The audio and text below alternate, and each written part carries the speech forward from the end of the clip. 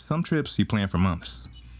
You mark the dates, you pack your gear, you look at the map until you can close your eyes and almost see it.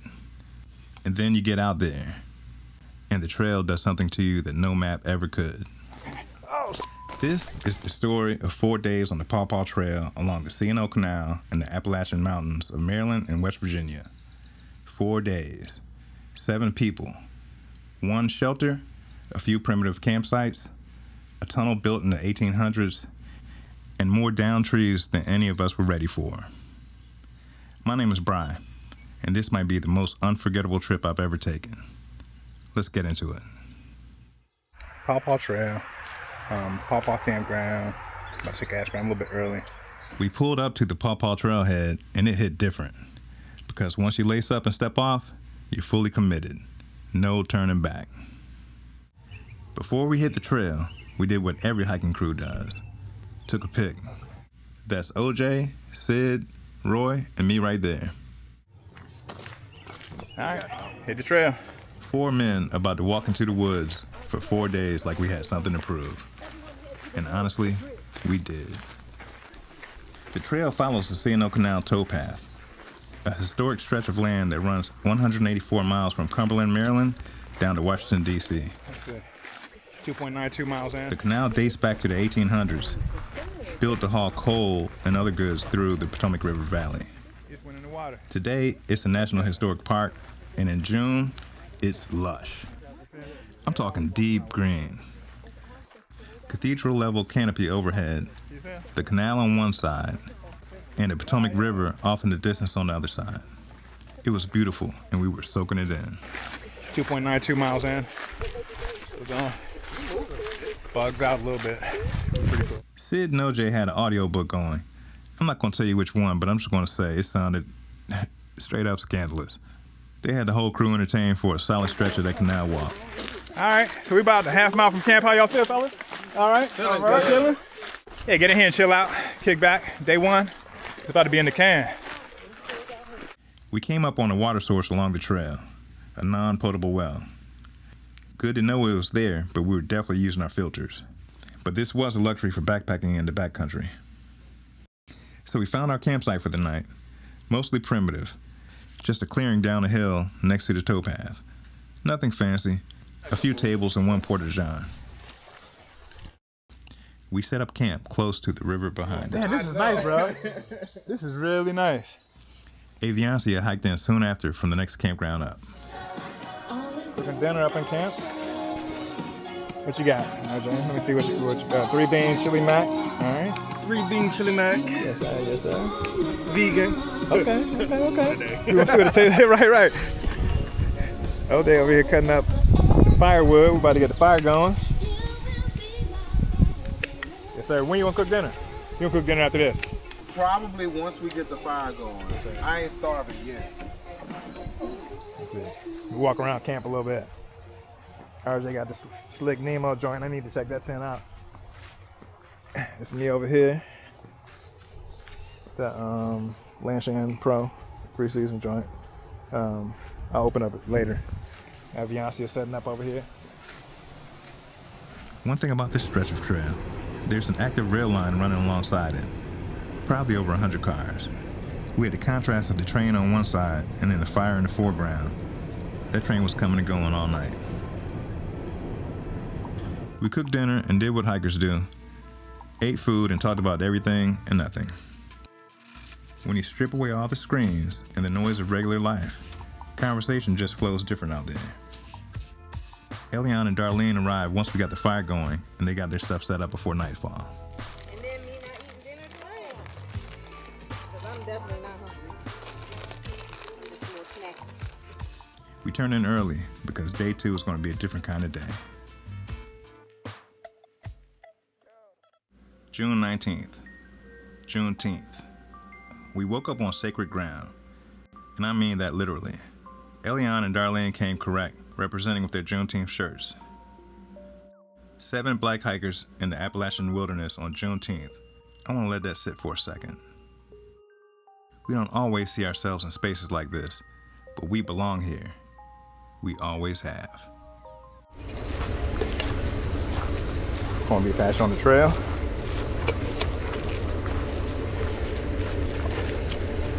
It's the crew. Hey. Bug netters in the back. The smart ones. Right. The AllTrails app was our guide. You'll see that on my phone screen a lot in the footage, tracking our position in real time. Yeah, this is it. We knew where we were going. What we didn't know was what the trail was going to put us through to get there. Hey, gonna be in the front with y'all today now. Shoot. I might not be in the front either.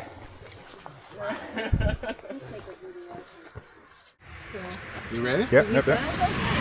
No, we registered already. Okay. Oh. This is overgrown right here. People haven't been on this trail a lot. Let me paint the picture. The trail we were on was not maintained, They put a blaze on the rock like this, like, yeah, come on. and there wasn't just one stream crossing. There were multiple stream crossings. Another stream crossing. This is cool. I feel very rugged. Yeah, it is primitive already. Back and forth, over and over. We were climbing over logs, Okay. ducking under them, That's it right there. That's the way. That's the line. stepping through moving water, and grabbing branches for balance. Put this stuff out of the way.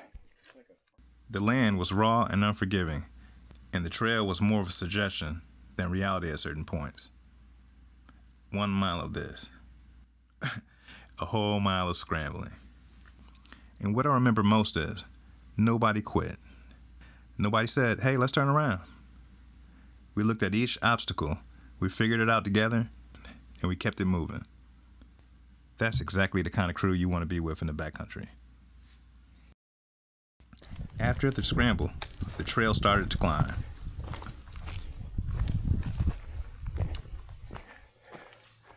Darlene, Aviancia next, then RJ.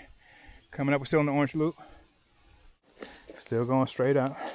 Oh, because we're on this ridge right here, look. We're right at the ridge. there. Yeah. Okay. We're right at the ridge. I can tell because Yeah. you're on the ridge.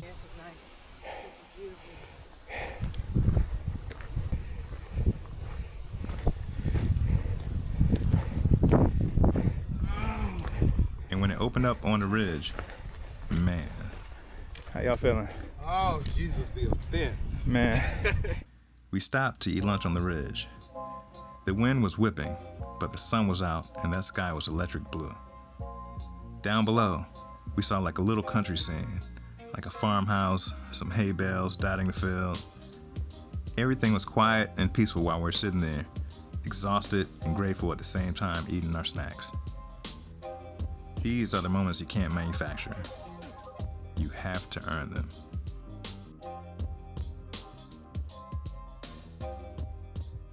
The plan for night 2 was a primitive site, which means no designated water. You have to find your we'll take that own. walkie. Oh, you don't have one? Nah, Oh, it's just okay. two. Roy got one and we can take that one. Okay, we'll take it. And finding water at the end of a hard day when you're running low already is a very specific type of stress. So right here, this is where we are I now. see it, And then yeah. the creek's right here. All we do is go straight down and the water's right here. Okay. All right, go find that for us. Darlene and I grabbed the walkie-talkie, left one of the group, and went out to scout. First spot, dry. Second spot, dry. Third spot, dry. I was starting to have a conversation in my head that I didn't want to say out loud. Then, moving water. Nah, it's not. I see it though. But it's moving though. You see what I'm saying? Yeah, I see it is moving. Not much, but enough. We collected the water and called it a win. Aviancia had to go home, so she hiked out to her car. Not the best, but it's moving a little bit. Make this work. Happy Juneteenth, folks. We made it to the shelter, a 3-sided Appalachian-style lean-to, open to the elements, but protected enough to sleep in. We claimed it, got settled, and started building a fire. After we ate dinner, Sid and Darlene handled the food. They hung a bear bag well away from the shelter. That's not optional out here, folks. That's just how it works.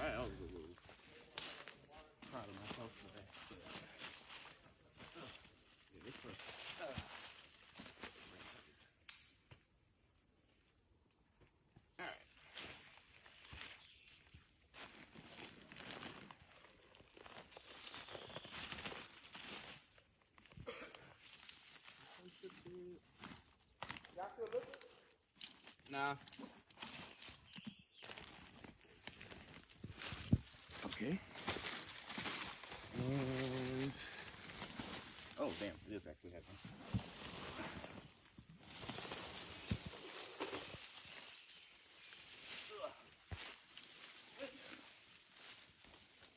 And we got gloves.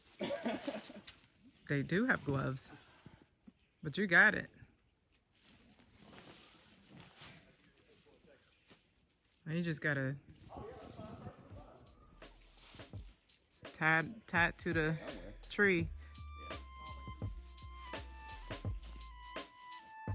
Day 2 is behind us. We had food and we had heat. We tucked in. Day 3 is going to test us again. About to roll out of the shelter. This is day 3. Starting day 3, about to hit 6 miles. Catch up Elian and Sid getting water. Yeah, about to roll out.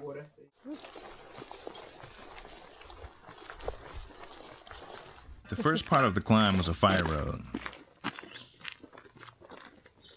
Wide, exposed, and relentless. You could see how far you'd come and exactly how far you still had to go. Most of the elevation this day was right in this section. We are just 126 elevation so far. I think we have to go at least 500.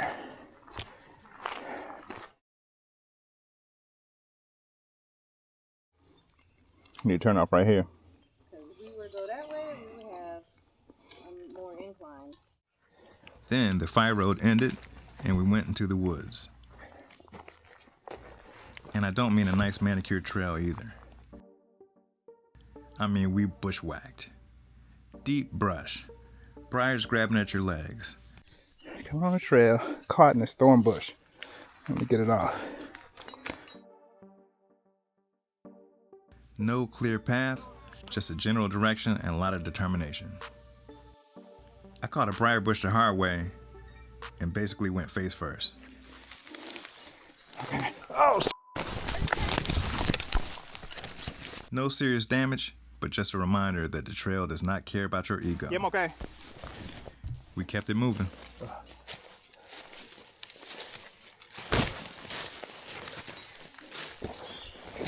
Okay. Good. It was just me that needed a push. I'm like soaking wet. Me too.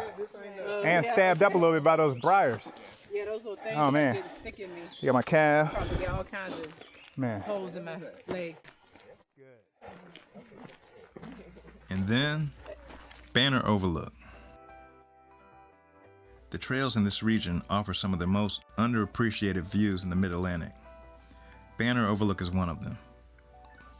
We just fought through everything the trail threw at us, and then the trees clear, and we were standing on the edge of an Appalachian ridge, looking out at the valley below. Roy got the drone up, and he let it rock. Now take that in.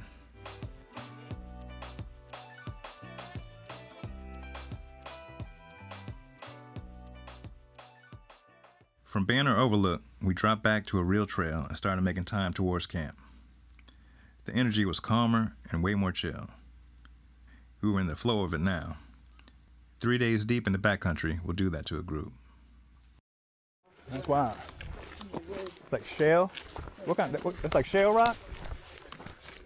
We came across a rock formation that looked like the side of an ancient mountain that had been frozen in time. That's dope. Fines Landing, yeah. Layered, sculpted, almost architectural in the way the stone was stacked. Look at this. We stopped, took some pictures, and just stood there for a minute. Sometimes the trail rewards you not with a summit view, but with something quiet and strange that makes you feel very, very small. It's worse. That's why I say it's worse. Yeah. This terrain. Going down hurts my feet the worst. Over there.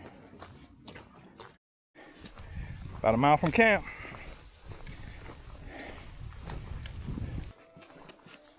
All right, just pulling up in the campsite. Day 3. Oh, water. Okay, porta potty, water, a little bridge. Oh, this might be dope. Oh man, this looks nice. We finally reached camp, and what's the first thing that I did? Walked straight to the stream and washed my clothes in it. Standing and moving water after 3 days on the trail, I don't know if I can explain what that feels like. My feet were thanking me. That night, no footage, and I think that's actually right. Some moments belong to the people who were there. The campfire is a sacred space. We pulled out all the meals we had left and turned it into a potluck. And then we did a toast. To all the fathers in the group, the dads at home, to the legacy of the men who built things, protected things, and showed up for their families and their communities. Out there in the woods, standing around a fire on Juneteenth weekend, that toast landed different. We turned in kind of late. Day 4 was the finish line. Last miles. Every long trail has this feeling at the end. Part relief, and part, I don't want this to be over yet. We broke camp, loaded up, and pointed ourselves toward the finish. The trail on day 4 was the most straightforward on the trip. No stream scrambles, no bushwhacking, no relentless climbs. Just the trail, the trees, and good company. I pulled everybody in for a quick interview, like their top gear picks from the trip. All right, OJ, so what piece of gear was key for you on this trip, bro? So I had a 50-ounce lightweight pot. I was able to boil 50 ounces of water at once, and that kind of made it real easy. Like, I was able to boil enough water for the day. I'm actually gonna throw another piece of equipment in there. I also brought a canteen with me, so when I boiled that water, I was able to store some of it and save it for later on in the day. So yeah, I guess both of those were like highly convenient in my trip. And I was borrowing some of that water from him. Thank you, sir. No problem. Thank you, man. All right, Roy, so what piece of gear was essential for you on this trip, man? The permethrin. We got on to day 2 with the trail, and it was tick infested, and the tick was just rolling off of my clothes. So my biggest thing is use permethrin if you're going into the backcountry. I use it too, for sure. All right, Eliane, so what's your one piece of gear that was key for you on this trip? I think that the P-Style, the female urination device, that changed my life. I don't have to I don't have to squat anywhere. Okay. And in the middle of the night, you get up to pee. It makes it really easy. So yeah, I think that was the most essential part of my backpacking experience. Did you have anything that you used before that was okay, or? No, I never used one before. This is my first time There you using go. one. That's amazing. Okay, that's good to hear. Thank you. All right, welcome. All right, Sid. Hey, What's your one piece of gear that was key for you on this trip? you know, the jet boil was my favorite one. It was very quick. It allowed me to quickly get my dehydrated food ready. And yeah, it was a good way to get my days right, my meals right. So, jet boil. Yes, sir. And it was super fast, too. I saw that. Oh yeah, Thank you, man. in and out in 2 minutes. Yeah. Oh, for sure. Yeah. All right, Darlene, so what piece of equipment was key for you on the trail this time?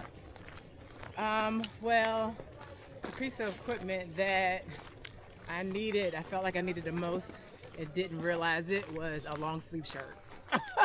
I brought short sleeve shirts because I knew the weather was going to be hot and we were going to be moving, but I did not expect to be in this brush of like greenery, could be poison ivy and stuff, and thank God I brought like a long sleeve, quick dry thing I could just hang on my bag if it got wet, which I did, and I put it on when I needed it. So just keep in mind that you gotta have long pants, long sleeve shirts, because you never know what you're gonna expect in the adventures that you go on. That's for sure. And this was an adventure for sure. This Thank was you. Great, thank you. The one item that I brought on the trail that helped me succeed was a mosquito face net. There were points on the trail where I was by myself and I couldn't find the blaze markers to know which way to go, so I had to stop. And while I was stopping, mosquitoes and gnats were just coming at me. So the mosquito face net helped me look for where I was going and also helped me not to get bit. And for me, I'd have to stay on Wise Owl Outfitters hammock tarp. After I get to camp, I always put the hammock out and I put my feet up for a little while so I can recover faster. And the backpack trip before this on the C&O Canal, I used a raincoat because it was raining on the way out. So yeah, even though it adds a little extra weight, I always take this one. And then we saw it. The Paw Paw bends. Before the tunnel even comes into view, the landscape shifts. The Potomac River here makes a series of dramatic S-curves. The engineers who built the C&O Canal in the 1840s were so frustrated by these bends, they decided to bore a hole straight through the mountain instead of following the river. Walking up to it, there's a stretch where the rock walls and the layered shale formations give you this feeling of scale, like you're walking into something much larger than yourself. The colors in the stone, the way it rises on both sides, I'm pretty sure I heard somebody call it the mini Grand Canyon. I can see why. I noticed some steps cut into the rock, going straight up above the tunnel. Hey, who wants to take the stairs? Look where that goes. Oh, look, it goes over there. And before I could even point it out, Elion was already gone. You gonna walk across? Yeah. Straight up those steps, no hesitation, full send. Now that's the energy I respect. We all made it to the top and snapped some pictures. Roy sent up the drone and got some good shots of the Paw Paw bends. From up there, you can really understand why the stretch of the Potomac gave the canal builder so much trouble, and why boring straight through a mountain was somehow the most practical option. And then we walked in. The Paw Paw Tunnel is 3,118 feet long, just under 0.6 of a mile. Bored through solid Appalachian shale with hand tools and black powder by workers in the 1830s and 40s, it took 14 years to build. And when you're inside it, you understand why.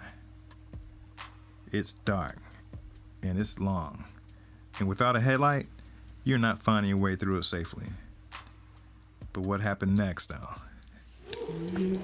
Somewhere in the middle of that tunnel, Elion and Roy just started singing. I don't know who started it, but the acoustics in a 3,000-foot hand-carved mountain tunnel, unreal. It turned into a full concert in the dark.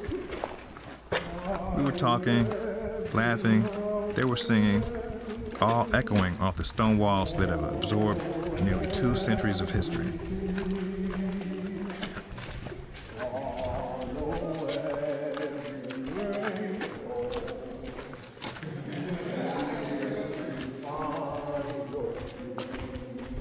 And then, light.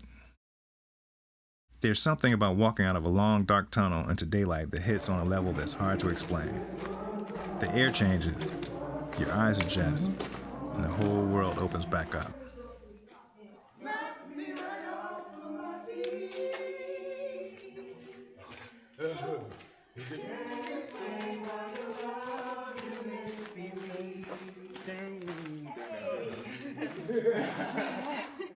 We did it! We made it. We walked back to the place where it all started 4 days earlier. So, Paw Paw Campground. That's it. That's how you do it, folks. We all gathered around and took a group photo at the trailhead, except we were different people now. More tired, more baked, smelling like 4 days of trail, and completely, absolutely, without question, alive. Everyone drove home, checked for ticks, that's non-negotiable, stretched and showered. That's 30 plus miles of trail across 4 days, over 2,200 feet of elevation, and close to 17 hours spent on the trail. This trip was real. The crew was real, and this trip, I don't really have the rest of the words. Maybe the trail said everything it needed to say. If you made it this far, thank you. Drop a comment below and let me know if you've hiked Paw Paw Trail before or anything on the C&O Canal. If you're thinking about going out and doing a trip like this, stop thinking and start planning. I'll see you out there.